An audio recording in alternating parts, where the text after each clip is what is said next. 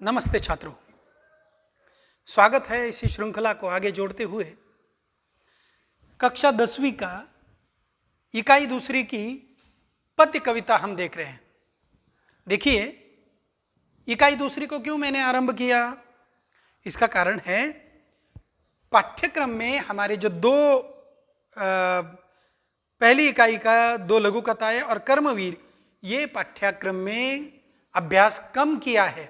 इसलिए मातृभूमि, ये मैथिली शरण गुप्त जी की सुंदर ऐसी कविता का आज हम अध्ययन करने वाले हैं। आइए पृष्ठ क्रमांक 29 पर देखिए, मातृभूमि इकाई दूसरी, ये मैथिली शरण गुप्त द्वारा लिखित कविता। आइए लेखक का परिचय पहले आपसे करवा दूं। मैथिली शरण गुप्त जी खड़ी बोली साहित्य के मील के पत्थर माने जाते हैं। आपकी रचनाओं में राष्ट्रीयता,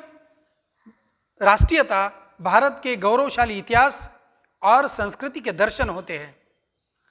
आपने आपकी कृतियों में इतिहास की उपेक्षित नारी पात्रों को बड़ा सुंदरता से वर्णन अपने पूरे साहित्य में किया है और इनकी रचनाओं में उपेक्षित, भारत में जो उपेक्षित नारी है, उस नारी पात्रों को बड़ा सुंदरता से वर्णन उन्होंने किया है। चलिए उनकी प्रमुख रचनाएं सुनते हैं। उनकी प्रमुख रचनाएं जो उनका महाकाव्य कहा जाता है वो है साकेत, यशोधरा, जयद्रथवत, पंचवटी, भारत भारती, ये इनके खंड काव्य है। रंग में भंग, राजा प्रजा, ये उनके नाटक हैं। प्रस्तुत इस कविता में कवि ने क्या बताया है, इसकी संक्षेप में जानकारी आज हम पाते हैं। मातृभूमि, देखिए शब्द भूमि को, मी को पहली मात्रा है। मातृभूमि यह उनका गौरव गीत है। जिस देश में, जिस भूमि में हम रहते हैं, जिस भारत माँ ऐसी सुंदर धरती पर हम रहते हैं, उसका गौरव, उसका वर्णन कवि ने प्रस्तुत कविता में किया है। और गुप्त जी ने मातृभूमि को विविध उपमाओं से बड़े सुंदरता से हमारे सम्मुख रखा है। मातृभूमि का गौरव गान किया है। कवि ने ये सारी सृष्टि के ऊपर जो हरियाली है, नदी है, सागर है, फूल है, नीर है, पवन है, ये सारी चीज़ों का अत्यंत सुंदरता से वर्णन किया है। और कवि ने ये भी बताया है प्रस्तुत कविता के माध्यम से कि भारत के समान सुंदर, सर्वगुणों से युक्त दूसरी कोई ऐसी भूमि नहीं है। देखिए हम कितने भाग्यशाली हैं।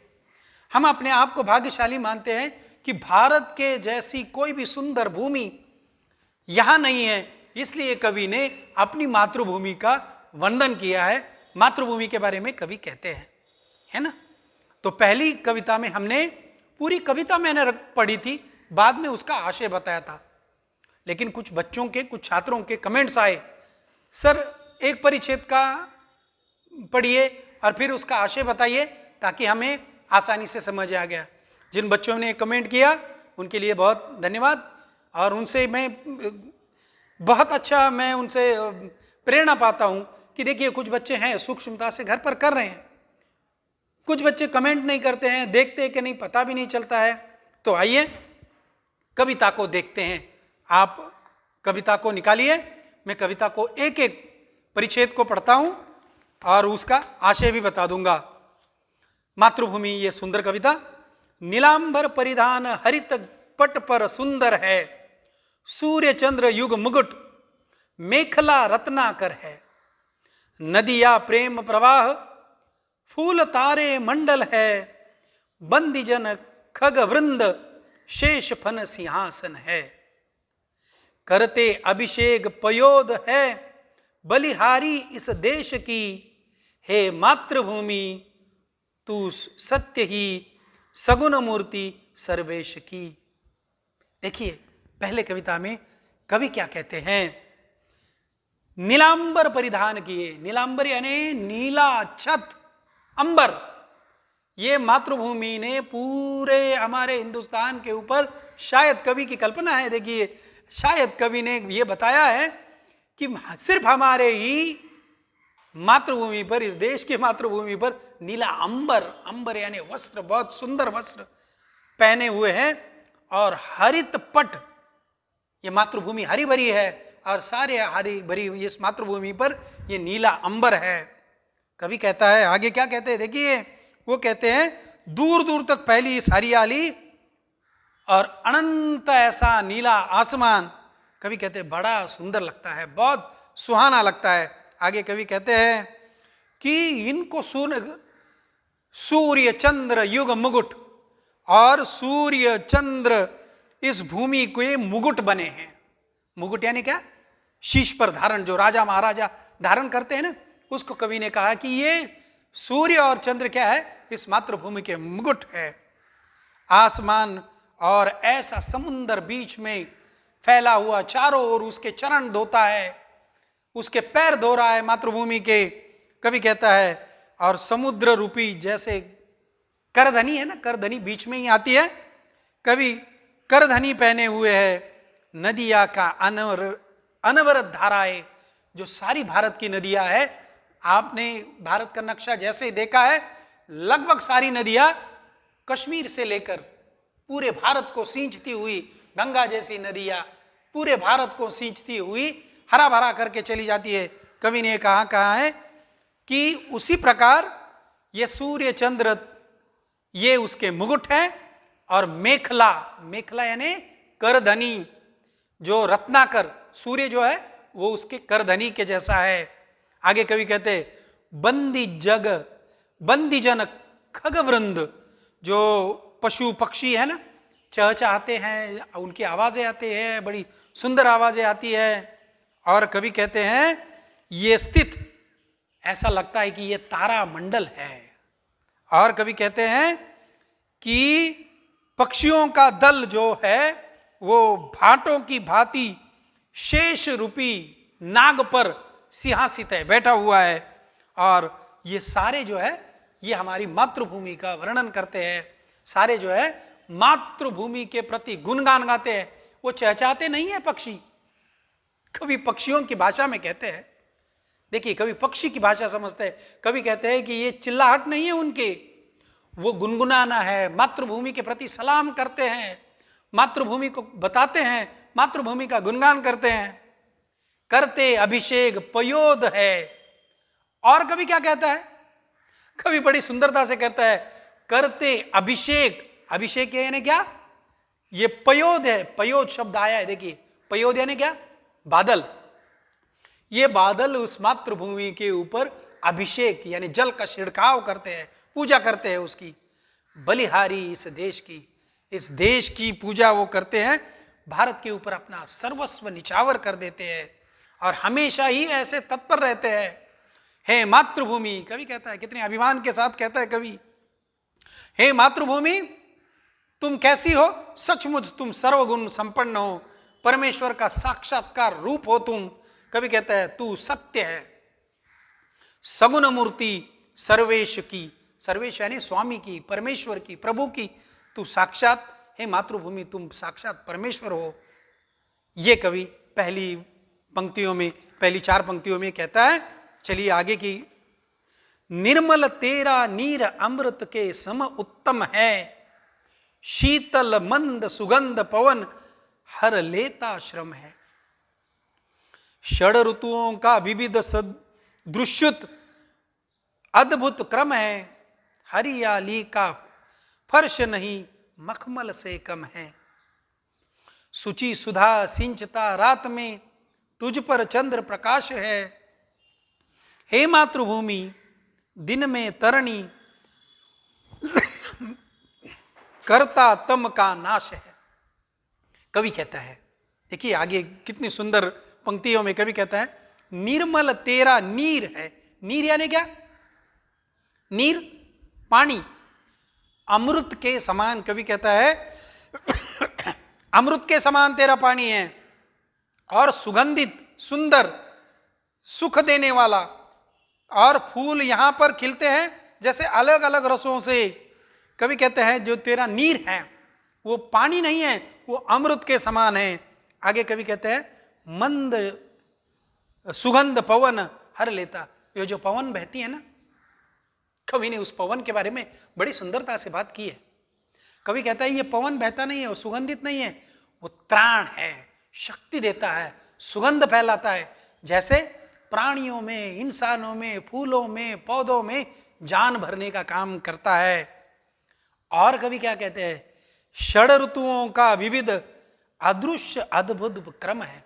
षड ऋतु यानी क्या, हमारे जो 6 ऋतु है ना, शीरीष, हेमंत, गिरीश, ये 6 ऋतुओं का अलग अलग वर्णन है, अलग अलग उसकी भांति है, अलग अलग की उसकी विशेषता है, और उसका क्रम भी है ना। कवि कहता है कि अद्भुत ऐसा क्रम है, अनूठा ऐसा क्रम है, एक के बाद एक के बाद एक के बाद एक आता है, और उसमें आने वाले हरियाली का फर्श नहीं मखमल से कम है।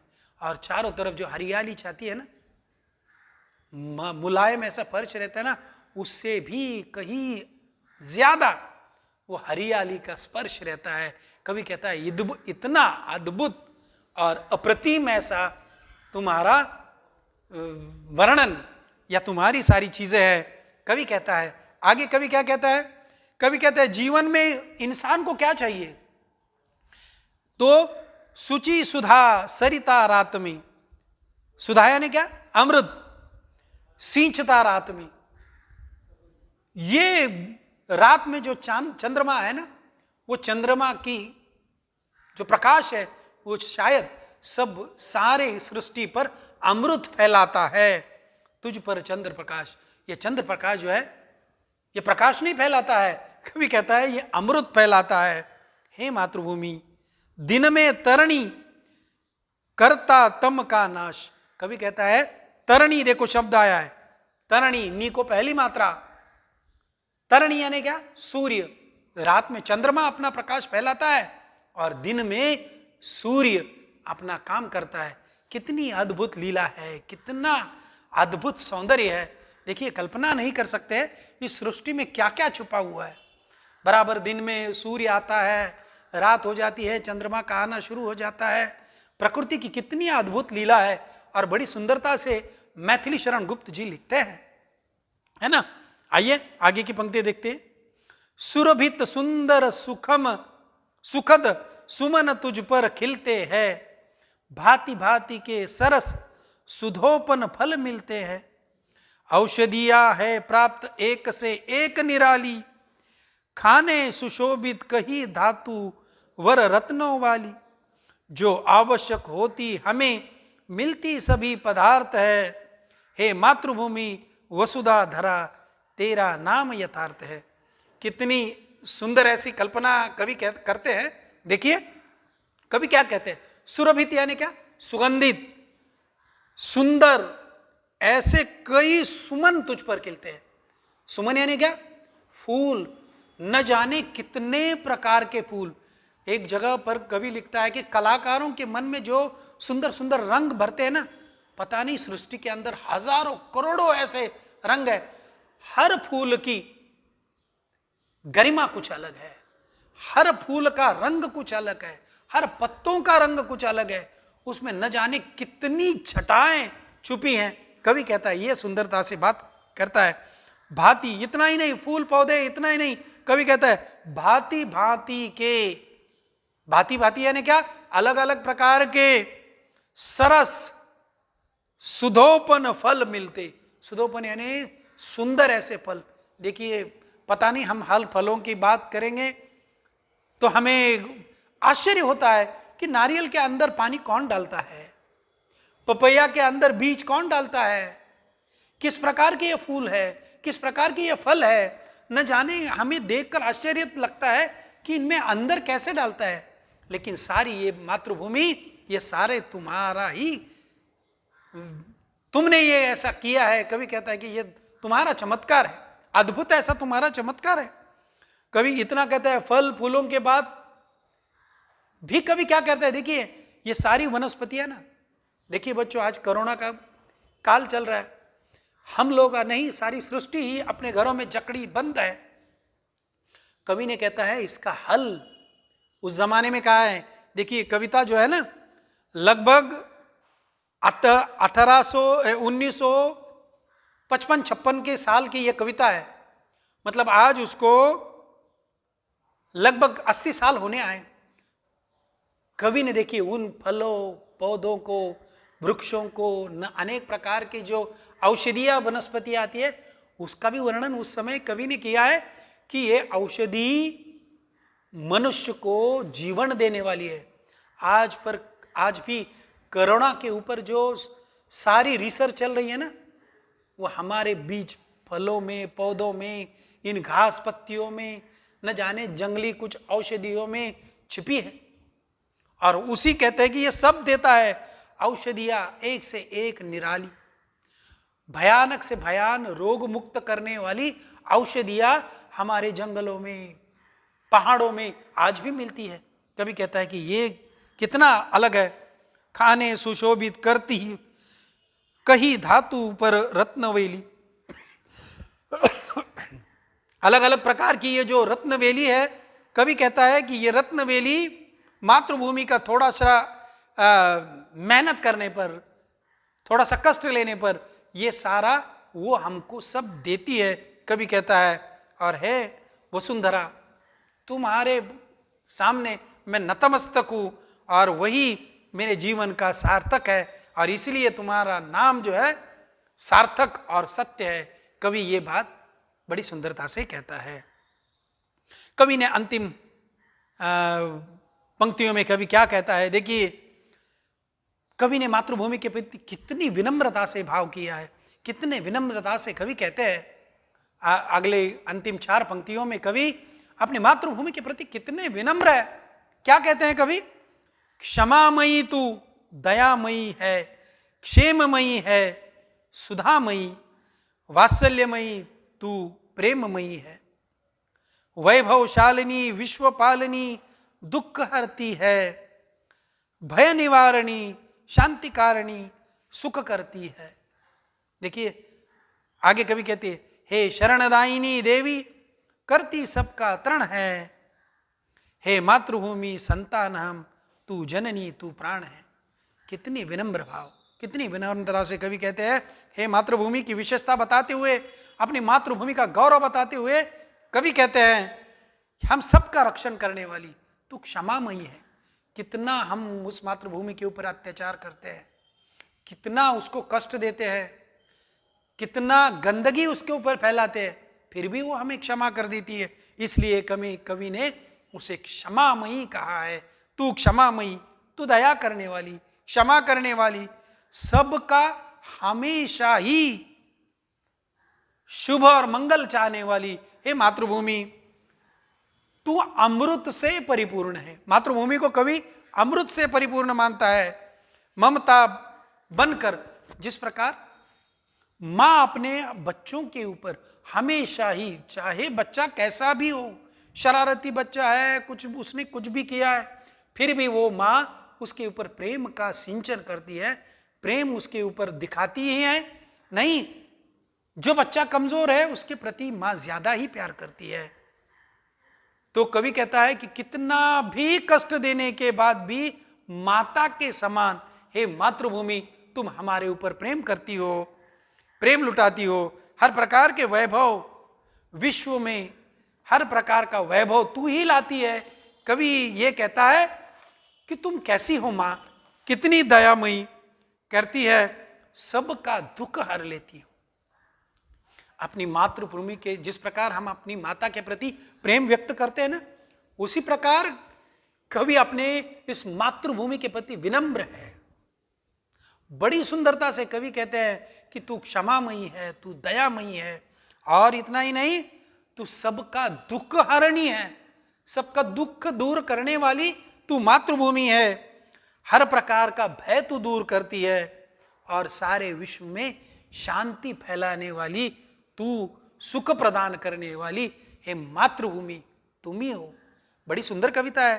कवि कहते हैं सबको शरण देने वाली, शरणदायिनी, शरण देने वाली, सबकी रक्षा करने वाली, हे मातृभूमि हम सब तेरे पुत्र है। कवि कहते हैं मातृभूमि संतान है, हम सब तुम्हारे पुत्र है, तू जननी है, तू प्राण है, और तुम हमारी प्राण हो, तुम हमारी जननी हो, मातृभूमि है।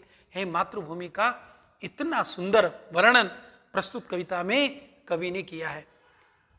कविता पहली बार पढ़ने से आपको कठिन लगेगी, लेकिन एक एक बार, दो दो बार जब आप पढ़ेंगे तो कविता में इतनी सरलता, इतनी महानता इस कवि की है। मैथिली शरण गुप्त जी की बहुत सुंदर कविता है, उनमें से एक है ये। कितनी सुंदर सुंदर कविता में कवि ने बताया है कि कवि इस अपनी कविता में मातृभूमि का भरपूर ऐसा वर्णन करते हैं। ये इतना ही नहीं, अपने इस मातृभूमि का जो जल है उसे अमृत कहते हैं। इस प्रकार मातृभूमि का गुण गौरव, मातृभूमि के प्रति गौरव की भावना इस कविता में हमें देखने को मिलती है ना बच्चों। ये कविता का आशय था। आइए संक्षिप्त में थोड़े जो मुझे लगते हैं कि आपको थोड़ा सा कठिन लगता है, आपको थोड़ा सा पढ़ते समय कुछ शब्द कठिन से लगते हैं, इसलिए मैंने कुछ शब्दार्थ इस फलक पर लिखे हैं। आइए उनको भी देखते हैं। चलिए शब्दार्थ देखिए। अभिषेक मैंने आपको बताया, अभिषेक यानी क्या? पूजा, जल छिड़कना। घर में हम अभिषेक करते हैं ना, बस वही। खग पक्षी, तरणी, देखिए ये शब्द आपके लिए शायद नया होगा। तरणी यानी सूर्य, निराली, अद्भुत। पयोद, पयोद यानी क्या? देखिए निराला शब्द है। बादल, बादल यानी क्या? जो आकाश में आते हैं ना वो बादल। मेखला, मेखला यानी करधनी। कृतिया, कृतिया के पिछले बार मैंने उत्तर लिखे थे, लेकिन कुछ बच्चों ने बताया सर उत्तर लिखेंगे तो हमें कुछ करने के लिए बचेगा नहीं, इसलिए मैंने ये उत्तर नहीं लिखे हैं, आपके ऊपर छोड़े हैं। विशेषताएं देखिए, पानी की दो विशेषता लिखना है। क्या है पानी की दो विशेषता? एक है निर्मलता और दूसरा है, कवि ने क्या बताया है? पानी को किसके समान बताया? अमृत के समान। पवन की विशेषताएं शीतलता और दूसरा जो है मंद बहने वाला। इस प्रकार उसका वर्णन कवि ने किया है। फूलों की विशेषता, फूलों की विशेषता कवि ने यहां बताई है। क्या है? सुरभित यानी सुगंधित कर देने वाला और सुंदरता, ये उसकी विशेषता है। अब मैंने अलग से प्रश्न प्रस्तुत कविता में आपको दिखाए कि हमेशा की तरह थोड़ा सा हटके आपको थोड़ा सा और उस कविता के ऊपर ले जाने के लिए मैंने प्रश्न का स्वरूप परिवर्तन किया है। अब मैंने क्या किया है बच्चों, यहां मैंने अब उत्तर लिखने हैं। देखिए इधर मैंने उत्तर लिखे हैं। अभी आपको उत्तर नहीं लिखना है, आपको प्रश्न बनाना है ना। देखिए ऐसा प्रश्न तैयार कीजिए जिनके उत्तर ये है। एक, सर्वेश, देखिए कविता में आया है चंद्र, और तरणी, तरणी का अर्थ मैंने इधर लिखा है, तरणी यानी क्या? सूर्य। इसके ऊपर आपको प्रश्न बनाने हैं। पहले मैंने ये उत्तर लिखे हैं, मैं प्रश्न का उत्तर नहीं पूछा है, प्रश्न फिर से मैं एक बार पढ़ता हूं।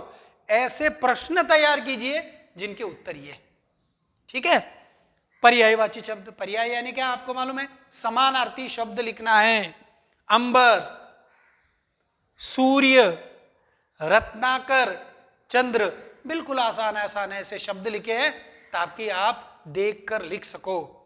आइए स्वमत के बारे में बताया है। इतनी देर कविता का आशय सुनने के बाद आपको प्रति, आपको भी आपकी मातृभूमि के प्रति, हमारी जो मातृभूमि के प्रति, जो मातृभूमि हमारे माँ से भी ज्यादा प्यारी है, उसका वर्णन कवि ने इस पूरी कविता में किया है। इसके लिए मैंने ये प्रश्न लिखा है, जननी तथा जन्मभूमि स्वर्ग से भी प्यारी है। देखिए हमने तो देखा नहीं है कि स्वर्ग कैसा है, क्या है, हमने तो कभी नहीं देखा उसको, लेकिन ये जो स्वर्ग है, भारत माँ है, उसका वर्णन ही स्वर्ग के समान कवि ने किया है। ये स्वर्ग ही है। कवि कहता है ये स्वर्ग से कुछ कम नहीं है, और इसलिए कवि कहता है कि ये मातृभूमि ही हमारा सर्वस्व है, और इसलिए जननी स्वर्ग के समान प्यारी है, इसकी महानता महिमा का बखान यहाँ नहीं, वेदों में पुराणों में भी उसका बखान मिलता है। इस ब्रह्मांड में माता, उसका वात्सल्य, ये सारी बातें, और किसी तरह जन्मभूमि, मैं इस भारत भूमि पर जन्म मेरा हुआ है, इसका मुझे गर्व है, इस प्रकार की भावना, इस पर अपने विचार 10-15 पंक्तियों में लिखने हैं, है ना।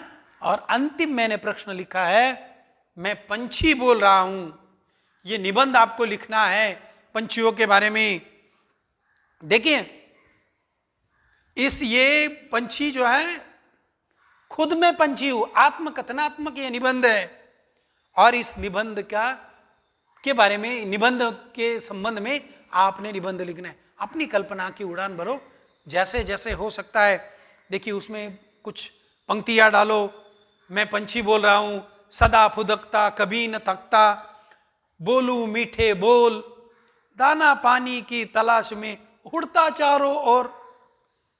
इस प्रकार की कविताओं की पंक्तियां डालकर उस निबंध को आगे आगे बढ़ाते जाइए, और लोगों को लगे कि सच में ये पंछी बोल रहा है, मैं पंछी हूँ, ये देख रहा हूँ, ये समझ रहा हूँ, सुंदर पंखों वाला, आकाश में बहुत सारे पंछी होते हैं, उसमें से मैं ये पंछी हूँ, मैं ये, मेरा जन्म यहाँ हुआ, मैं अनेक किस जंगल में, किस पेड़ पर मेरा जन्म हुआ, किस प्रकार मेरे माता पिता ने मेरा पालन पोषण किया, आगे चलकर किस प्रकार की सीख हमें दी, इसके बारे में हमें आपके विचार, अपने विचार लिखने हैं, है ना।